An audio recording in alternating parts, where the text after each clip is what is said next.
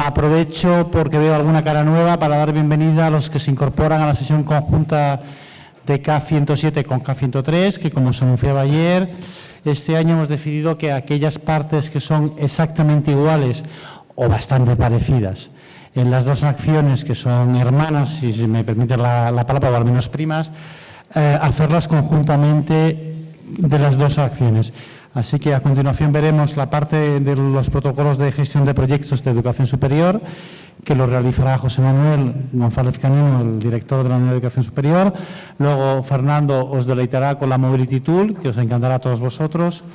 Posteriormente la parte de controles primarios, que lo hará la directora de Educación, perdón, la directora de la Unidad de Evaluación y Control del SEPIE por su parte, para continuar y finalizar la jornada con la estrategia de difusión y aprovechamiento de resultados en el marco de Erasmus+, estrategia que tanto para la Comisión Europea como para la Agencia Nacional, o sea, nosotros, tiene cada vez más importancia y os animo a que la implementéis correctamente, utilicéis la plataforma que está establecida al efecto, aunque no es obligatoria para las acciones de movilidad, sí que la utilicéis y que le deis uso adecuado y que, por lo tanto, mejoremos la difusión de los resultados de nuestras distintas acciones.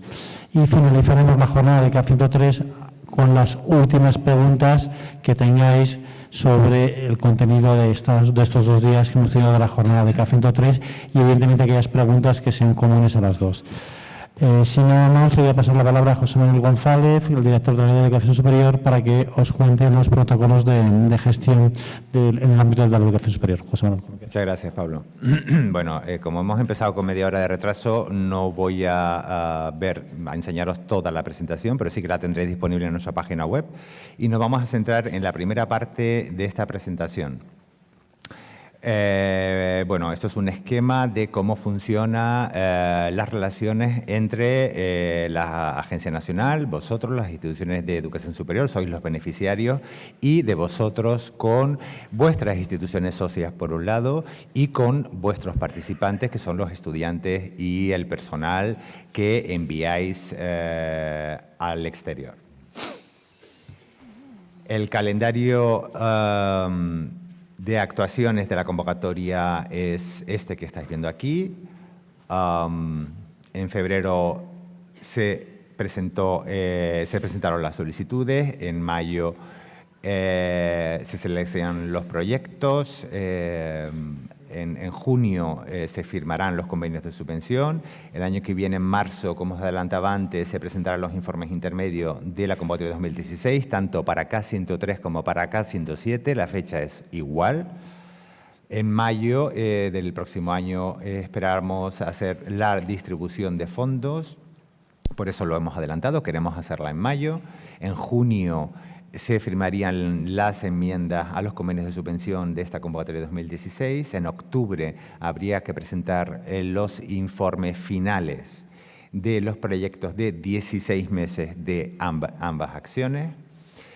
Y en junio de 2018 se presentarían los de 24 meses de la convocatoria 2016. Y una novedad que ya os hemos comunicado a los que tenéis convenios de K107, se pueden extender la duración de los convenios únicamente K107, por eso está en un color distinto, a 26 meses. Y por lo tanto, el plazo de presentación de los informes finales de estos convenios de K107 se tendrán que presentar en septiembre de 2018.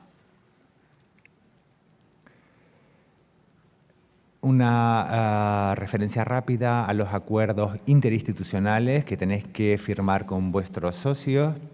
Hay dos modelos distintos, la información básicamente es la misma, pero tenéis que utilizar modelos diferentes para lo que son las acciones de K103 y la de K107.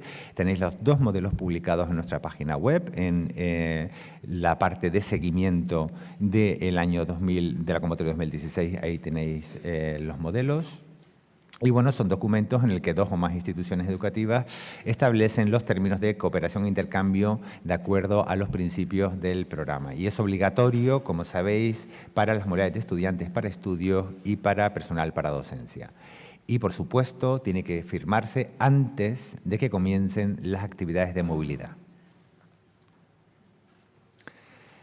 La estructura de los acuerdos interinstitucionales no la vamos a ver con detalle, ya la conocéis, hay una parte de información de las instituciones que participan en el acuerdo, el número de movilidades que se llega por curso, las competencias lingüísticas recomendadas.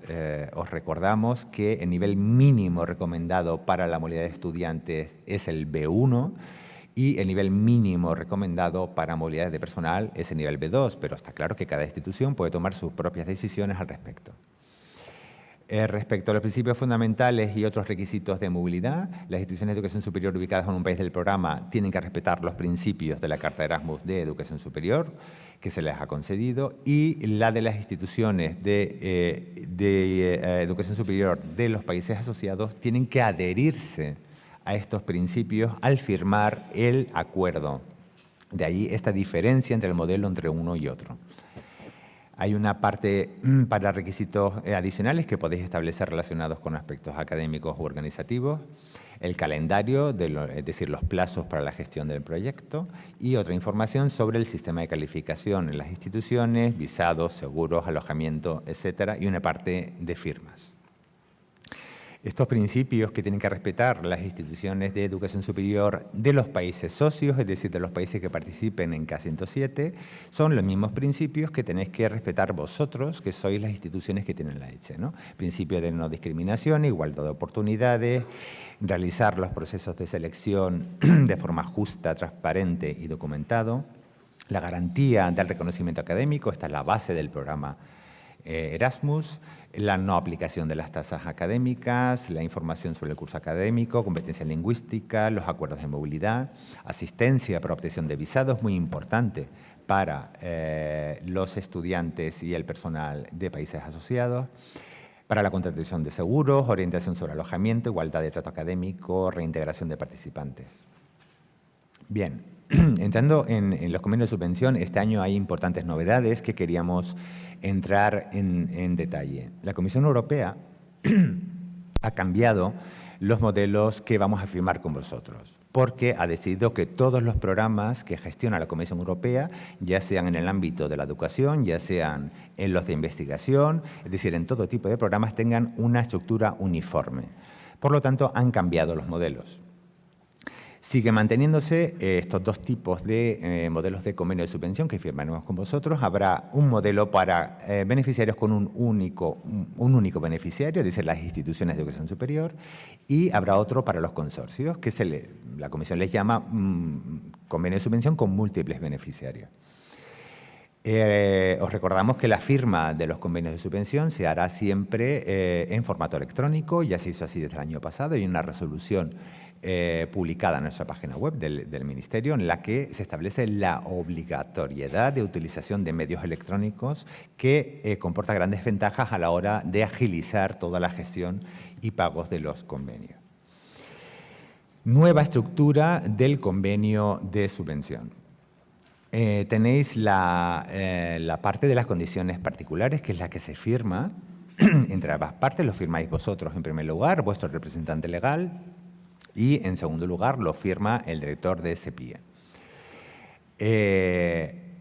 Esa parte es individual, es decir, cada uno va a recibir su convenio de subvención en la parte de las condiciones particulares. Luego en la página hay una serie de anexos que forman parte del convenio de subvención. El anexo 1 son las condiciones generales y esta se publicará en la página web de SEPIE, es decir, no os la vamos a enviar, sino que se publica en la página web, pero ojo, forma parte del convenio de subvención. El anexo 2 es la descripción del convenio y el presupuesto estimativo. Esto también lo recibiréis de forma individual cada uno de vosotros. El anexo 3 son las reglas financieras y contractuales, que también se publicará en la página web del SEPIE, es igual para todo el mundo. El anexo 4, las tarifas aplicables, También se publicará, disculpadme, pero no le he puesto el asterisco, se publicará también en la página web. Son las tarifas que acabamos de ver con la adjudicación, es decir, las tarifas aprobadas en cada convocatoria, es decir, cuánto tiene que recibir cada estudiante, cuánto tiene que recibir cada miembro de personal, etcétera, etcétera.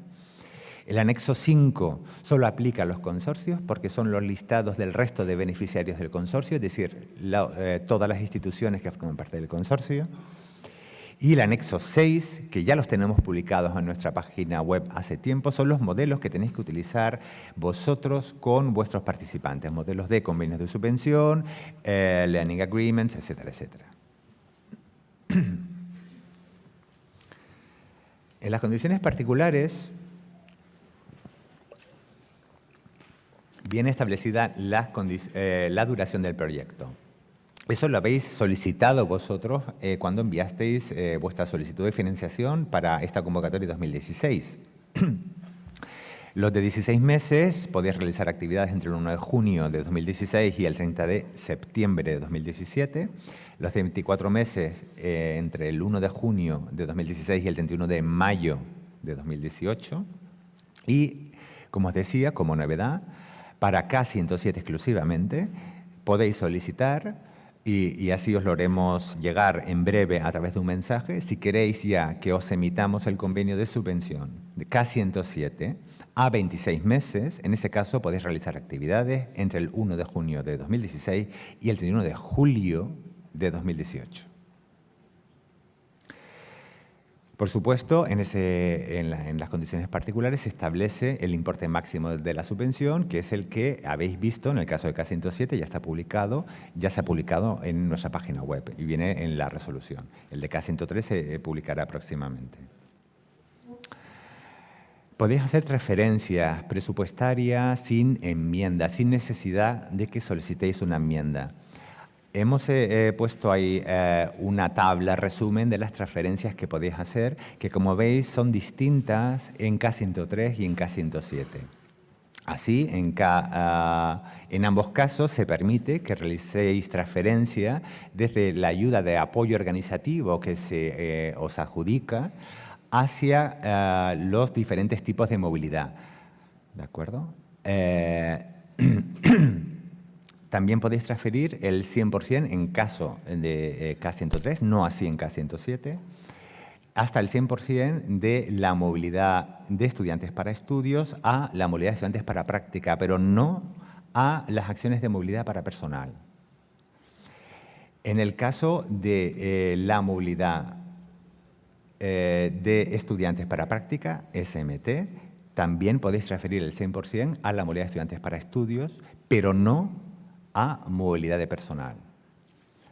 En el caso de la movilidad de personal para docencia, CTA, podéis transferir hacia cualquier otro tipo de actividad. Y al igual ocurre lo mismo en la movilidad de personal para formación. ¿De acuerdo? Estas cuatro últimas transferencias no son posibles en K107.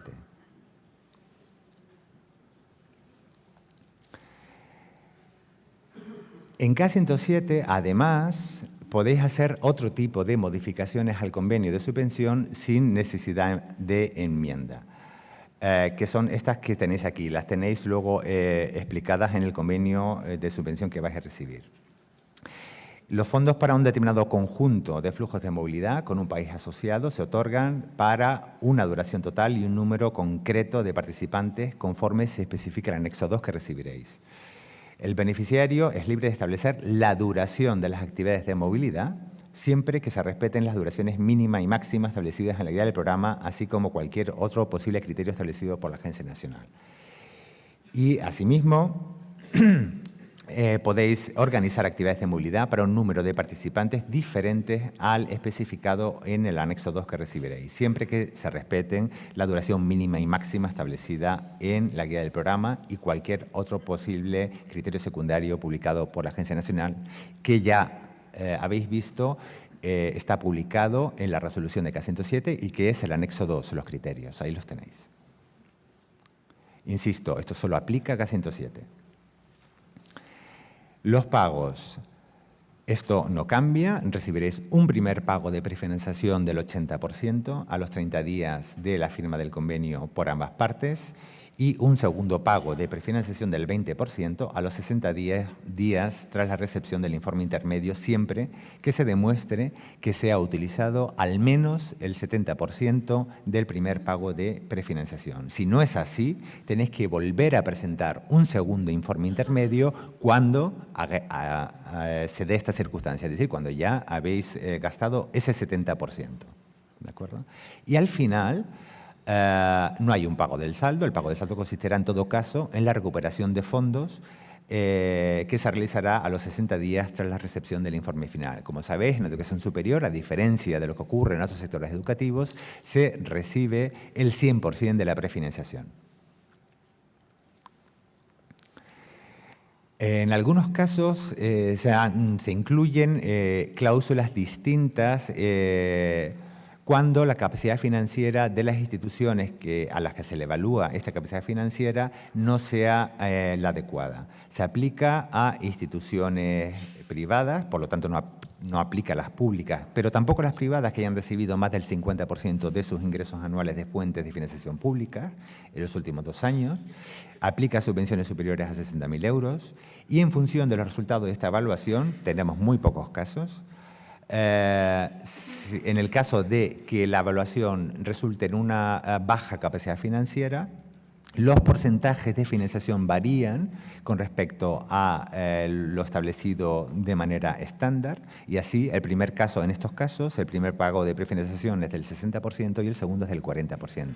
En cualquier caso se recibe el 100% de los pagos de prefinanciación.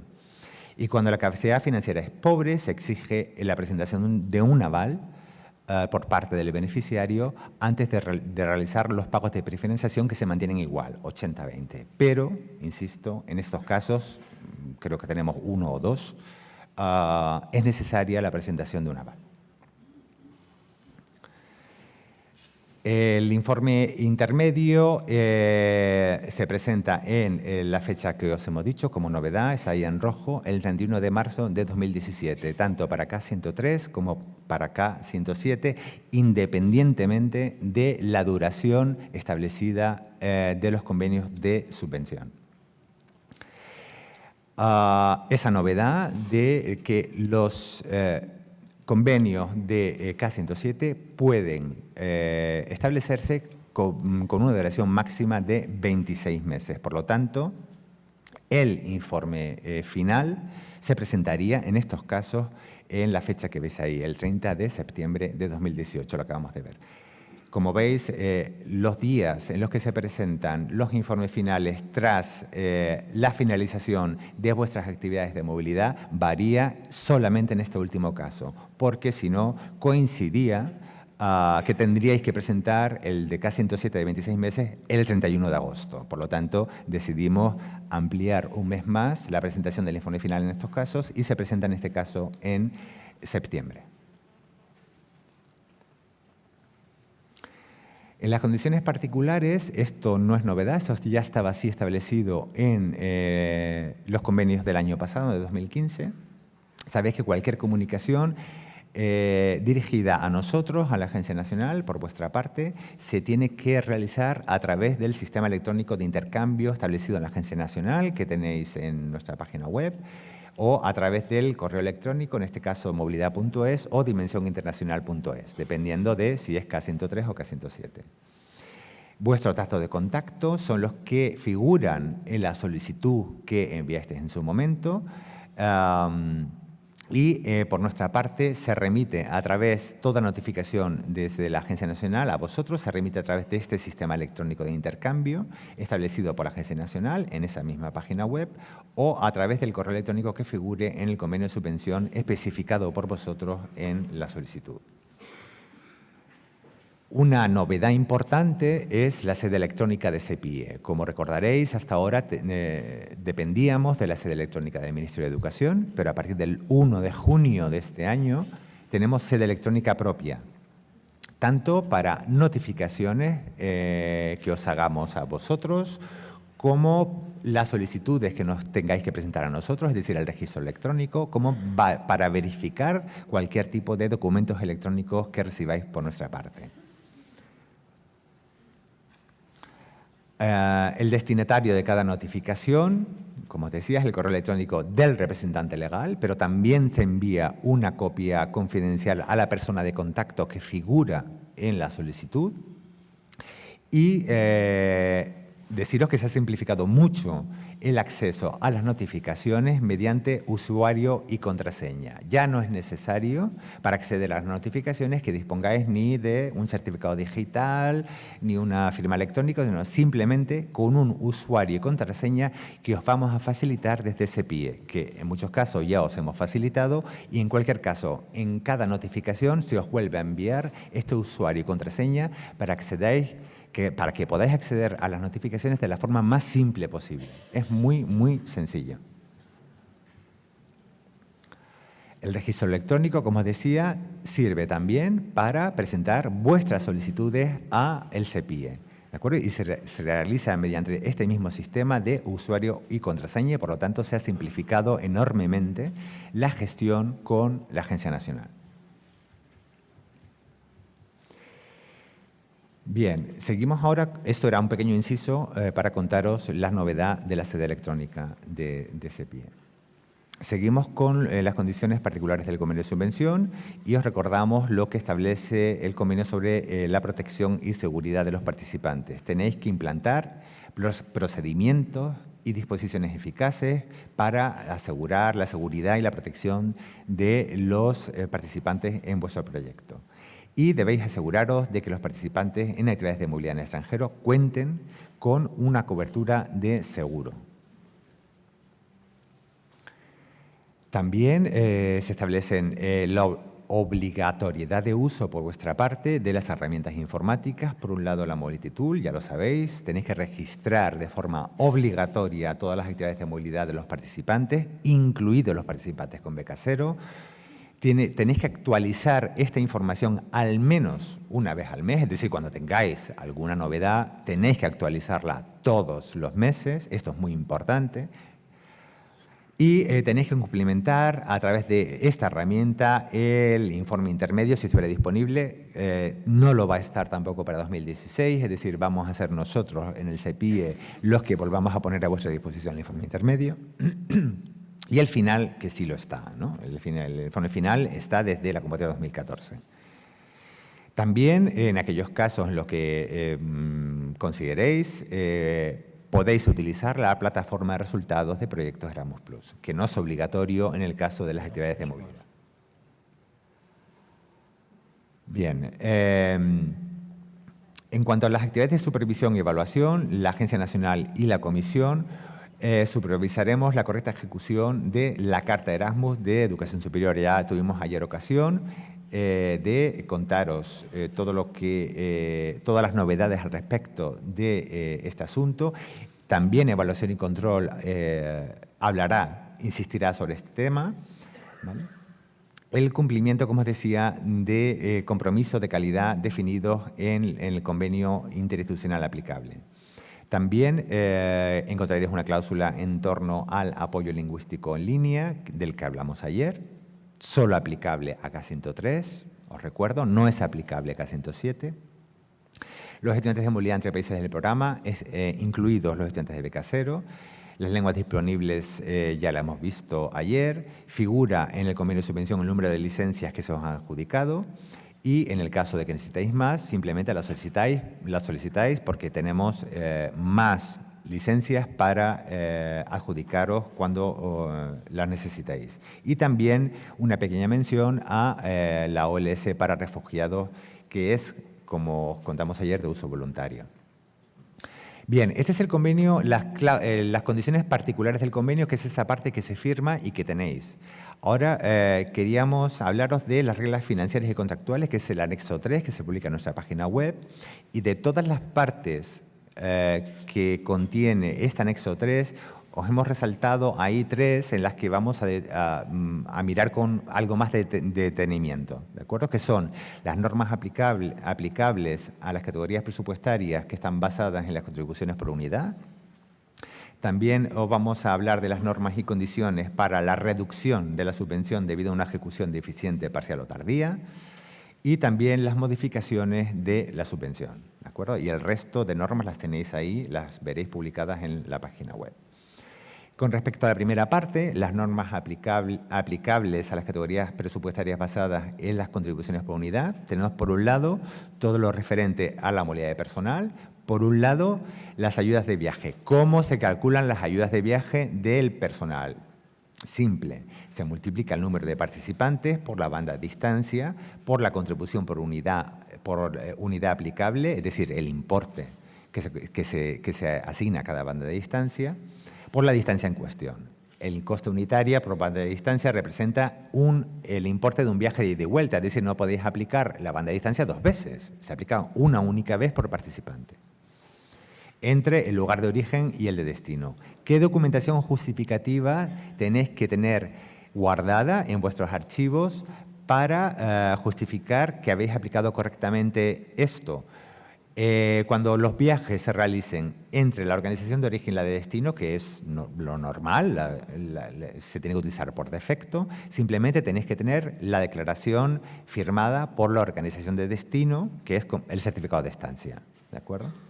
Cuando de forma excepcional, se realicen viajes desde o hacia lugares distintos al de destino o acogida y que conlleven un cambio de esa banda, únicamente en estos casos, cuando conlleva un cambio de banda, en este caso sí es necesario justificar por qué se aplica esta banda y no otra. Y en ese caso sí que tenéis que guardar de los participantes documentos de viaje o facturas que especifiquen el lugar de salida y de llegada. Insisto, esto es excepcional. Es muy raro que lo tengáis que utilizar. En cuanto al apoyo individual del personal, ¿cómo se calcula el importe de la subvención? Multiplicando el número de días del participante por la contribución por unidad aplicable por día para el país de destino. Hemos visto que hay 4, están clasificados los países en 4 grupos, en el caso de K103, en el caso de K107 hay una tarifa única. En su caso, se podrán añadir un día antes de la actividad y un día después de la actividad. ¿Y qué documentos justificativos que tenéis que tener? Lo mismo que acabamos de ver para los viajes, la declaración firmada por la organización de destino, es decir, el certificado de estancia del participante. Es simple, es el mismo documento.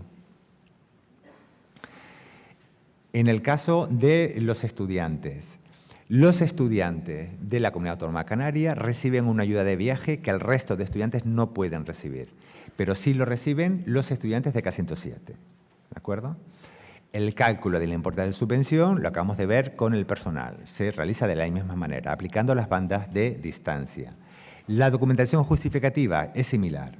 Cuando los viajes se realicen entre la organización de origen y la de destino, se justifica con el certificado académico, cuando es una movilidad para estudios, o un certificado de estancia adjunto al certificado académico si no vienen las fechas de esa movilidad. En el caso de la movilidad para estudios, insisto, y en el caso de prácticas, el certificado de las prácticas o un certificado de estancia adjunto si en el certificado de prácticas no vienen exactamente las fechas de inicio y fin. Cuando estos viajes se realicen desde o hacia lugares distintos al origen de destino, al igual que acabamos de ver para la unidad de personal, sí que es necesario que se justifique mediante un documento de viaje o factura cuando conlleven un cambio de esa banda a distancia. Insisto, esto no es lo normal es lo otro. El apoyo individual, el cálculo se realiza multiplicando el número de días del estudiante por lo establecido en cada uno de los países de destino, ¿de acuerdo? En el caso de meses incompletos, el importe de la movilidad de la subvención se calcula multiplicando el número de días del mes incompleto por 1 dividido entre 30 de la contribución de unidad por mes. Y la documentación justificativa la acabamos de ver. El certificado académico en el caso de estudiantes para estudios o el de prácticas en el caso de estudiantes para prácticas. El apoyo individual. Con respecto a las fechas de inicio y fin de las actividades, se establece en este anexo 3, y esto es importante que lo sepáis, que la fecha de inicio en el caso de estudiantes puede ser el primer día que el estudiante debe estar presente en la organización de destino, que puede ser la fecha de inicio del primer curso, o el primer día en el puesto de trabajo, cuando se hagan prácticas, o el primer día de un acto de bienvenida, o de cursos de lengua o cursos interculturales.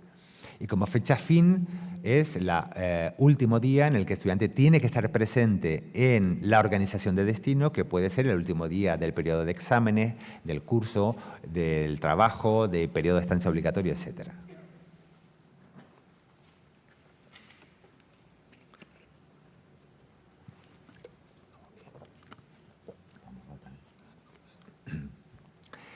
Se pueden realizar ampliaciones de estancia, tanto para los estudiantes como para el personal.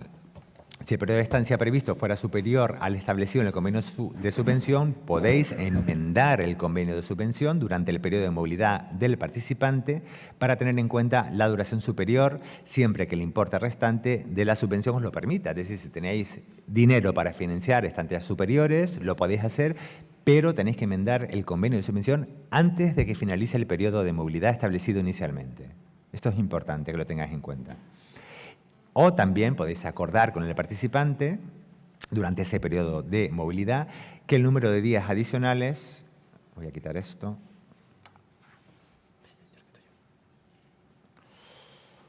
que el número de días adicionales sea considerado un periodo de beca sin financiación, con beca cero, ¿de acuerdo? El importe de la ayuda del participante no se puede incrementar una vez que finalice su movilidad. Por lo tanto, cualquier enmienda que hagáis con vuestros participantes tiene que realizarse antes de que finalice la movilidad. Si el periodo de estancia realizado fuera superior al indicado en el convenio de subvención, los días adicionales se considerarán por defecto como periodo con beca cero. Uy, ¿por qué no pasa esto?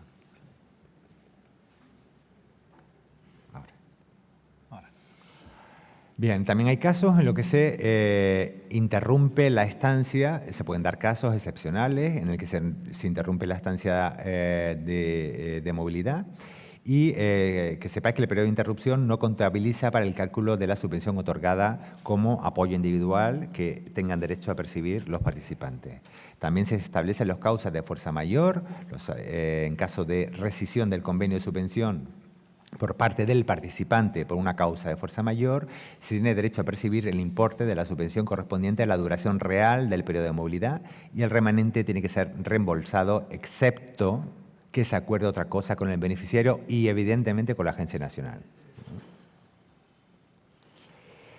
En caso de suspensión del convenio de subvención por parte del participante por esta causa de fuerza mayor, se puede continuar con la actividad tras la interrupción, siempre que la fecha de finalización, lógicamente, de la actividad de movilidad no exceda de la fecha de finalización del proyecto de movilidad de la institución, lógico. Esta circunstancia debe consignarse en la Mobility Tool como una única movilidad con un periodo de interrupción. Informe de los participantes, tanto de estudiantes y personal, cuando finalizan sus estancias de movilidad, tienen que completar este cuestionario en línea y a los que no cumplan con esta obligación, la institución puede requerirle el reembolso total o parcial de la subvención recibida con fondos Erasmus Plus de la Unión Europea. ¿Qué pasa en periodos de estancia inferiores a la duración mínima en el caso de estudiantes? Si la duración efectiva del periodo de movilidad fue inferior a 5 días al periodo establecido en el convenio de subvención, la confirmación de las fechas de inicio y fin de la estancia tiene que ser notificada, tiene que estar establecida en el certificado académico, en el caso de estudiantes para estudios, en el certificado o en el certificado de práctica. Es decir, que si hay una diferencia de 5 días, se lo podéis abonar a vuestros participantes sin ningún problema. ¿De acuerdo? Hay ese pequeño margen de flexibilidad a la hora de abonar las ayudas. El apoyo organizativo. El cálculo del importe de la subvención se multiplica el número total de participantes de movilidad por la contribución por unidad aplicable que acabamos de ver, incluidas las movilidades con beca cero, pero excluyendo, lógicamente, las personas acompañantes de participantes con necesidades especiales. En K107 no aplica a movilidades adicionales financiadas mediante transferencia de fondos de OS. ¿Y qué documentos justificativos tenéis que tener para esta ayuda? La que hemos visto, los certificados académicos de los estudiantes para estudios, los certificados de prácticas o, en el caso del personal, los certificados de estancia. Es decir, no hay más documentación adicional para justificar esto, pero sí que tenéis que justificarlo con el número total de participantes de vuestro proyecto. En el informe final se aplica un margen de tolerancia del 10%, de forma que si el número total de movilidades de estudiantes y personal es inferior al 10% al número especificado en el convenio de subvención, no se reduce la ayuda DOS en el informe final. Al contrario, si el número de movilidades sí se reduce por encima de ese límite, entonces sí que se limita ese porcentaje inicialmente adjudicado. Las normas y condiciones para la reducción de la subvención por una ejecución deficiente, tardía o parcial. En función de la evaluación del informe final del beneficiario, incluidos los informes de los participantes, así como otras fuentes de información, como pueden ser visitas de seguimientos que realicemos desde la unidad, como revisiones documentales que realice la unidad de evaluación y control o visitas in situ. Si el resultado del informe final es inferior a 50 puntos sobre el total de 100, se pueden aplicar estas reducciones en el importe final de los gastos admisibles para apoyo organizativo. Os lo contamos ayer, en el caso de los proyectos 16 meses 2014, esta circunstancia se dio en 4 informes finales, aunque se hayan ejecutado todas las actividades de movilidad. Se reduce un 25% si el informe final obtiene una puntuación entre 40 y 49 puntos. Se reduce un 50% si el informe final obtiene una puntuación entre 25 y 39 puntos. Y se reduce un 75% si el informe final obtiene una puntuación inferior a 25 puntos. Modificaciones de la subvención se pueden realizar como consecuencia de una redistribución de fondos o de fondos adicionales puestos a disposición de la Agencia Nacional para su redistribución entre todos los beneficiarios. En K107 se tienen que cumplir las siguientes condiciones. El beneficiario no ha obtenido una subvención igual al importe total de su solicitud debido a una alta demanda o a la limitación del presupuesto. La información del informe intermedio y la Mobility Tool muestran un grado de ejecución de las movilidades adjudicadas de acuerdo con lo establecido en el convenio de subvención, y el importe de la adjudicación final, evidentemente, nunca en K107 puede ser superior a la solicitud inicial. En K107, ¿de acuerdo?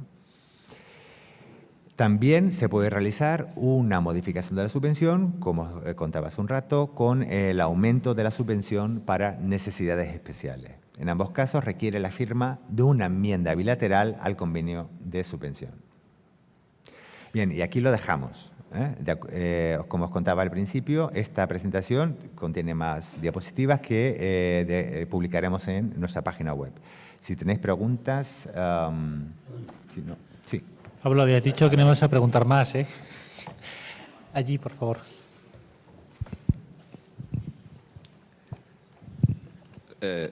Lo siento, disculpa, son fáciles, o sea que… un par de ellas. Me ha parecido escuchar, José Manuel, que comentabas que no se podría financiar o redistribuir fondos para estancias que ya hubiesen finalizado. Sí, correcto. Eso quiere decir que nosotros financiamos 7 meses por estudiantes, tal como nos indicáis, pero finalmente nos damos cuenta de que podemos afrontar un mes más. Los estudiantes han vuelto, no podemos… No. Bajo ningún concepto. Esos cálculos tenéis que hacerlo antes, Okay. porque antes de que finalicen sus estancias. Dice que tenéis que tener cuidado de en qué momento tomáis la decisión, porque es necesario establecer una enmienda antes de que finalice su periodo de estancia, el que tenéis establecido inicialmente en el convenio. Eso no ha cambiado, eso ha sido así desde 2014. Pero sí podemos utilizar el último mes, como hemos hecho habitualmente, para equilibrar, o tampoco. ¿Perdona? Sí, ¿Equilibrar? me imagino que otras instituciones hacen lo propio. Nosotros hay un mes que lo dejamos para el final y una vez finalizada la estancia comprobamos si el estudiante ha cubierto la totalidad o no. Pero eso afecta al pago del estudiante, sí. ¿vale? Eso es otra cosa. Vale. Ese es el pago del estudiante. Eso viene establecido en el convenio de subvención con los participantes. Ahí tenéis que establecer cómo le vais a hacer los pagos. Eso es otra cosa. Vale, vale. Siguiente, en relación con la movilidad de docente y de personal. Si utilizamos las bandas de distancia que tenéis establecidas, en el caso de mi universidad hay algunos docentes que se están desplazando a distancias inferiores a 100 kilómetros, porque van a la Universidad de Évora, por ejemplo, que está a 70, o a la agraria, la superior agraria de Elvas, o en el caso de Galicia. ¿Qué hacemos cuando un docente se desplaza a menos de 100 kilómetros? Pues lo siento mucho, pero no le podéis abonar nada por gastos de viaje. Sí que le podéis poner un día antes y un día después como gastos de manutención. Eso sí lo podéis hacer sin problema, pero gastos de viaje inferiores a 100 kilómetros no se permite. Yo sé que podemos hacer alguna pequeña trampa, como esa que tú mencionas. No lo quiero escuchar ni grabar, ¿eh? No. Yo iba a decir que sé que podemos hacer alguna pequeña trampa, como esa que mencionas, pero ¿no sería más razonable que se pudiesen incluir los kilómetros reales y si son 99, son 99? Pablo, está establecido así en la guía del programa del año 2014. No se puede. Gracias. Nada. Aquí delante, por favor, la segunda fila, Politécnica de Madrid.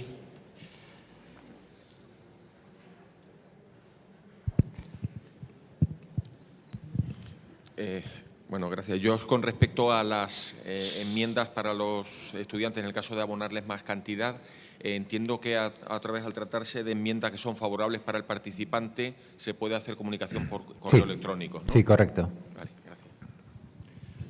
¿Alguna intervención más? Allí atrás, por favor, la persona que tiene levantada la mano. Déjala levantar, porque si no, no saben quién es y cuesta. Ahora, perfecto. Muchísimas gracias. Da igual. Hola, buenas. Desde la Escuela de Arte Superior y Diseño de Burgos. Una duda respecto a la justificación de documentación que comentabais. ¿Puedes acercar un poco más? Es que no oímos nada, ¿eh? ¿Y ahora? Ahora, sí, perfecto. vale. Decía que soy de la Escuela de Arte Superior y Diseño de Burgos y era una duda en relación a la documentación justificativa de las movilidades, en este caso de prácticas, de estudiantes. Decíais que tenía que ser con un certificado de estancia. ¿Computaría el documento de movilidad Europass como tal? No, porque ese certificado lo tiene que dar la empresa. No, pero cuando son con instituciones lo estamos haciendo con la plataforma que tenéis de documentación de movilidad, documento de movilidad Europass. Y están las fechas y lo que pasa es que las firmas aparecen como aparecen, claro. No. Porque eso es lo que se justifica, o sea, las firmas, ese código que se establece. tienen que aparecer firmas originales. O sea, certificado de Sí, estancia, certificado. entonces. Sí, vale. Y otra pequeña duda es que cuando hemos visto las fechas de finalización de los convenios de 24 meses, en principio he visto que acababa el 31 de mayo, con lo cual pero luego he visto otra pantalla de 30 de junio. No sé si me he confundido yo o... No, el 30 de junio es la presentación del informe final de 24 meses. Vale, de acuerdo. Vale. Pues eso es todo. Gracias. Atrás había, sí. Hola, buenos días. Enrique López, desde la Autónoma de Barcelona. Un par de preguntas rápidas. En cuanto a en cuanto al sistema de la sede electrónica propia del SEPIE, tenemos una duda